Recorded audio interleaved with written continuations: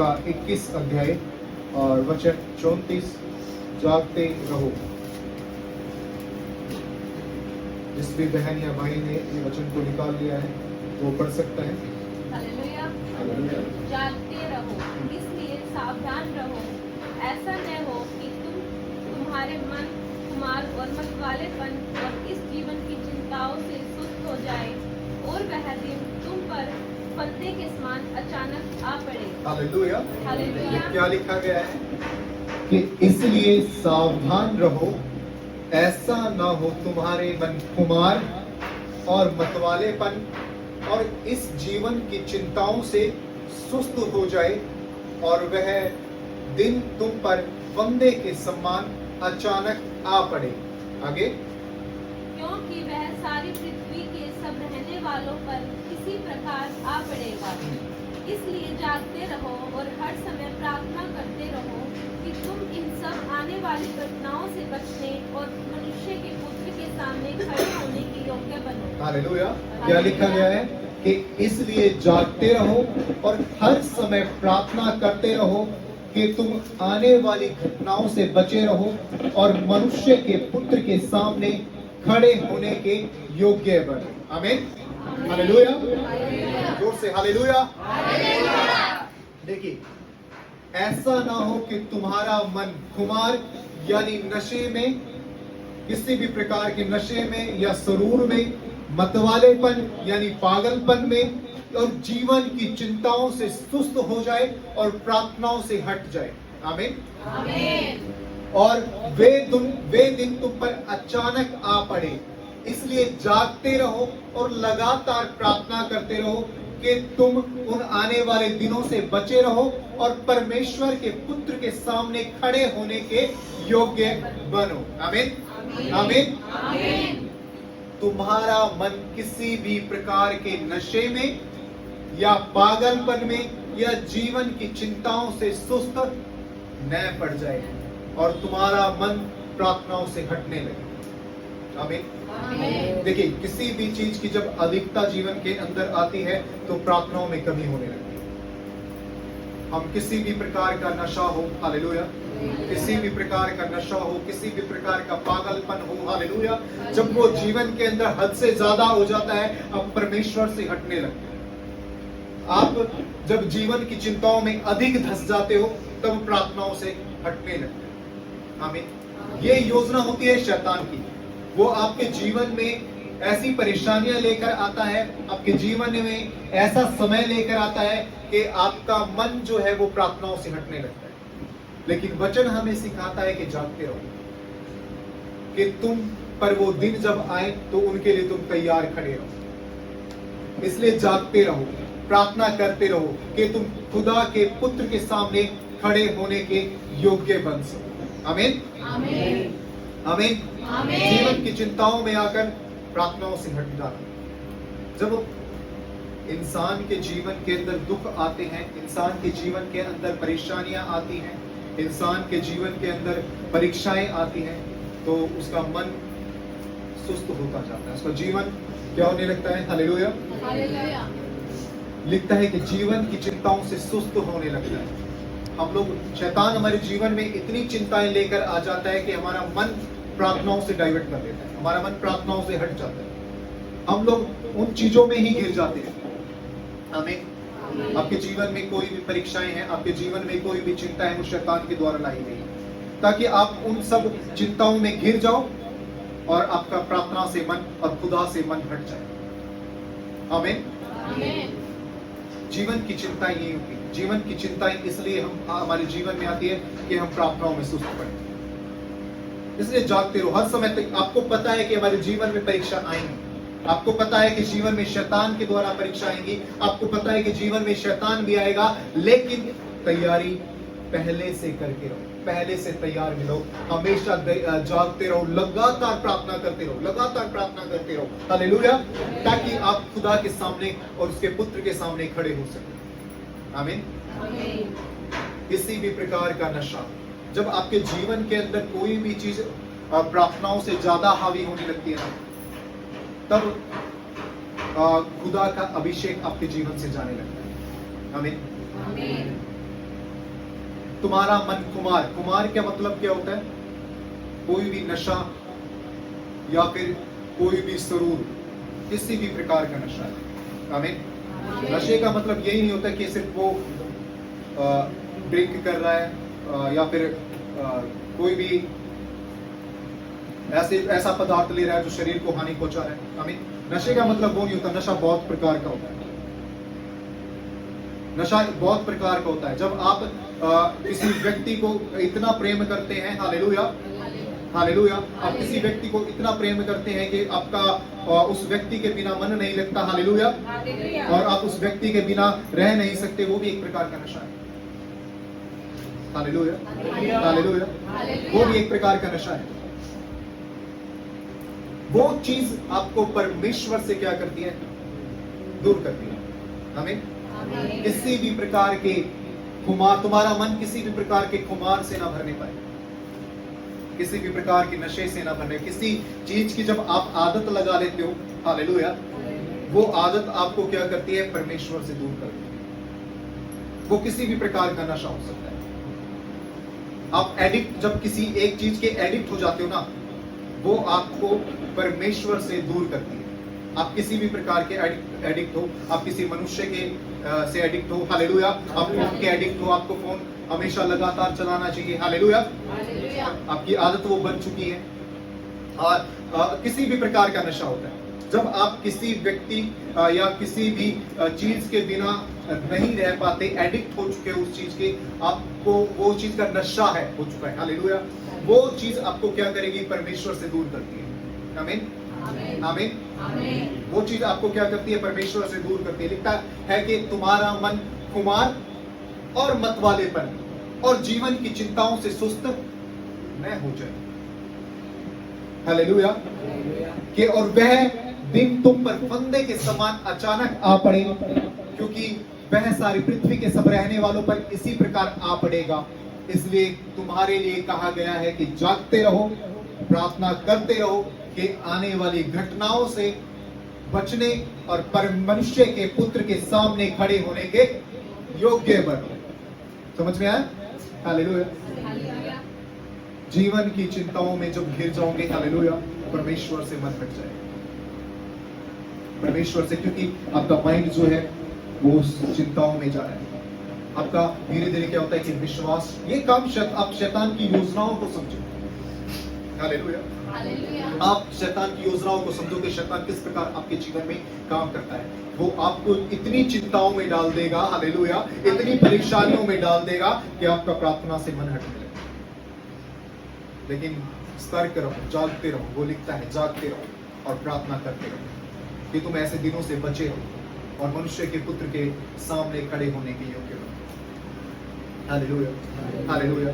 पिछला हफ्ता जो हमारे लिए गया, हालेलुया, वो बहुत ऐसे, वो हफ्ता चिंताओं में हमारा गया पूरा। हमने, मेरा भाई है, छोटा भाई, उसकी प्लेट्स घट रही थी और हॉस्पिटल में एडमिट किया था, हालेलुया। पूरा हमारा जो समय था वो चिंताओं में जा रहा था। लेकिन जब चिंताओं में समय जा रहा था, हमारे जीवन से प्रार्थना ही नहीं हुई। लगातार हम प्रार्थना करते रहे, लगातार हम दुआ करते रहे। और शैतान किस प्रकार से काम करता है? एक बार शैतान आपके माइंड से आपके जीवन में परीक्षा के सर कैसे लेकर आता है? जब हम फर्स्ट दिन उसको लेकर गए, हालेलुया, तो क्या होने लगा? प्लेट्स घटने लगी। प्लाज्मा डोनेट करने के बाद भी प्लेट घट रही थी और हम लोग प्रार्थना कर रहे थे लगातार, है ना। हम सोच रहे थे, हमारा विश्वास था कि अब बढ़ जाएगी, ठीक है, लेकिन फिर भी नहीं बढ़ी। फिर भी हम प्रार्थना करते रहे। ये विश्वास का, शैतान विश्वास से कैसे खेलता है? शैतान, अब एक बार हम प्रार्थना कर रहे हैं और प्लेट्स नहीं बढ़ी, शैतान क्या सोच रहा था कि विश्वास घट जाएगा। फिर हम प्रार्थना कर रहे थे, फिर प्लेट्स नहीं बढ़ी, फिर शैतान क्या सोचा कि विश्वास घट जाएगा, हालेलुया। अंत में हमने क्या किया? उसे घर पर लेकर आए, प्रार्थनाओं में रखा और उसकी प्लेट्स बढ़ने लगी। ये इस प्रकार से शैतान आपके जीवन में काम करते हैं। आप प्रार्थना करते रहोगे, लगा एकदम से प्रार्थना नहीं सुनी जाएगी। शैतान क्या करता है? बहुत चालाक है, हालेलुया। आपको लगेगा कि यार मैं प्रार्थना कर रहा हूँ तो क्यों नहीं हो रहा है मेरे जीवन में, मेरे जीवन में आशीष क्यों नहीं आ रही, मेरे जीवन में आराम क्यों नहीं आ रहा। फिर दोबारा प्रार्थना करो, फिर नहीं आएगा। अब शैतान क्या करेगा? वो आपको आजमाएगा। कि कहाँ तक विश्वास उसका मजबूत होता है। एक बार नहीं, 2 बार नहीं, 3 बार नहीं, 4 बार नहीं, 5 बार नहीं, 6 बार नहीं। हालेलुया। आपका काम क्या है? प्रार्थना करते रहो, जागते रहो और प्रार्थना करते रहो और विश्वास में बने रहो। हालेलुया। प्रभु आपके जीवन में काम करेगा। आमीन। विश्वास को और प्रार्थनाओं से अपने विश्वास को मत हटाओ, खुदा से अपने विश्वास को मत हटाओ। जीवन की चिंताओं में आकर आप इतना चिंताओं में मत खो जाओ, इतना चिंताओं में सुस्त मत हो जाओ कि आपके जीवन से प्रार्थनाएं जाने लगे। कैसी भी कंडीशन लाइफ के अंदर आती है, कैसी भी परिस्थिति लाइफ के अंदर आती है, एक बार मन के अंदर आता है कि क्या ऐसा क्यों हो रहा है। वो कहां से आ रहा है? शैतान मन के अंदर लेकर आएगा। शैतान बहुत ताकतवर और शक्तिशाली है, वो बड़े बड़ों का विश्वास कमजोर कर देता है। मन के अंदर एक बार आएगा कि ऐसा क्यों हो रहा है, हम प्रार्थना भी कर रहे हैं, क्यों हमारे जीवन में कार्य नहीं हो रहा। हालेलुया। लेकिन जो एक बार माइंड के अंदर आया, दोबारा प्रार्थना में बैठो, जोर से कहो, है शैतान मेरे जीवन से बाहर, विश्वास के शैतान मेरे जीवन से बाहर। जो गलत बातें, जो नेगेटिविटी शैतान आपके जीवन में डालता है, उसे यीशु के नाम में बाहर करो और स्वीकार करो कि मैं यीशु पे पूरी तरह से विश्वास करता हूं। हालेलुया। मैं यीशु पे पूरी रीति से विश्वास करता हूं और शैतान मेरा कुछ भी नुकसान नहीं कर सकता।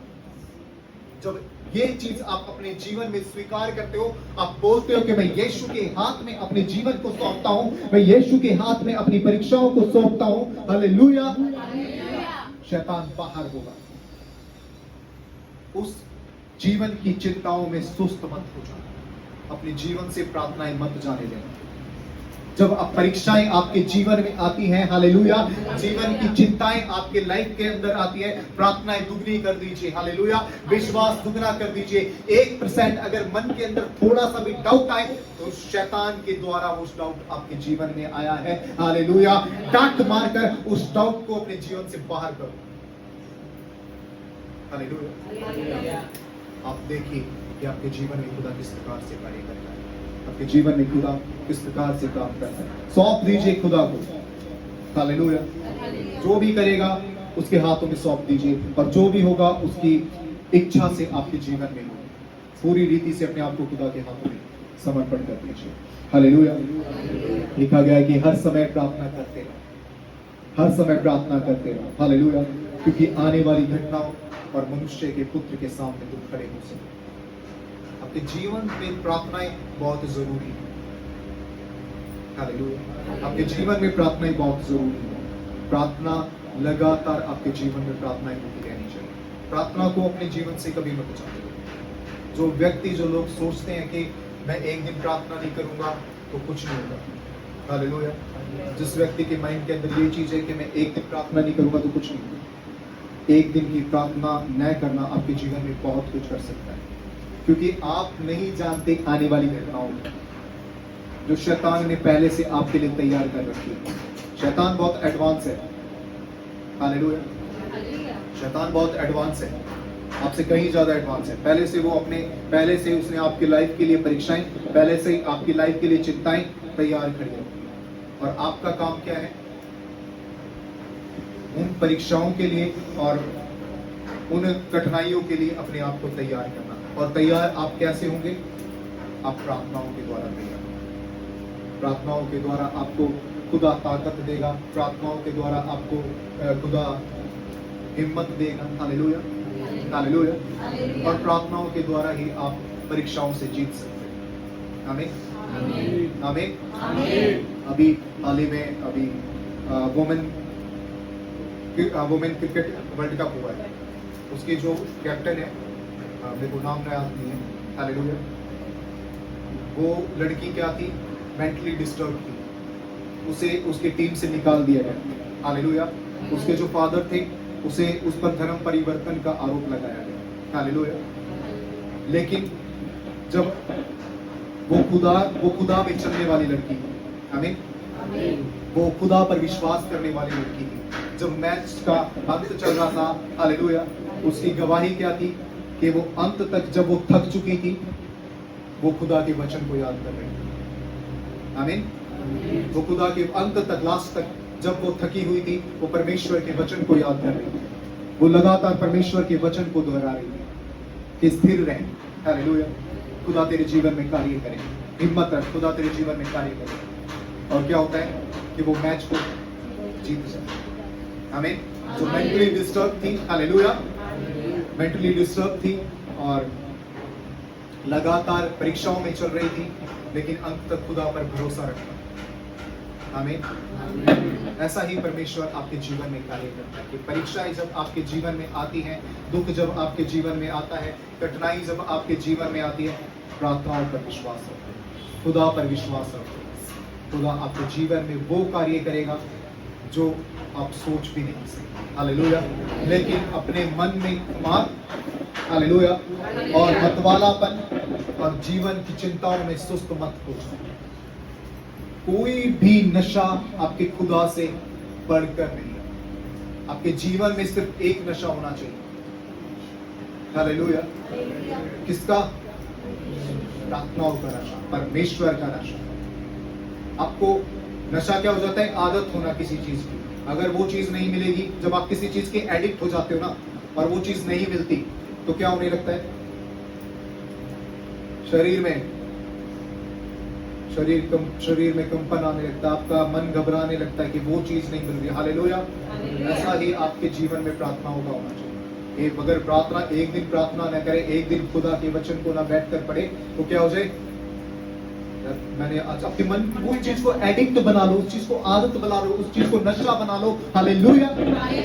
हालेलुया।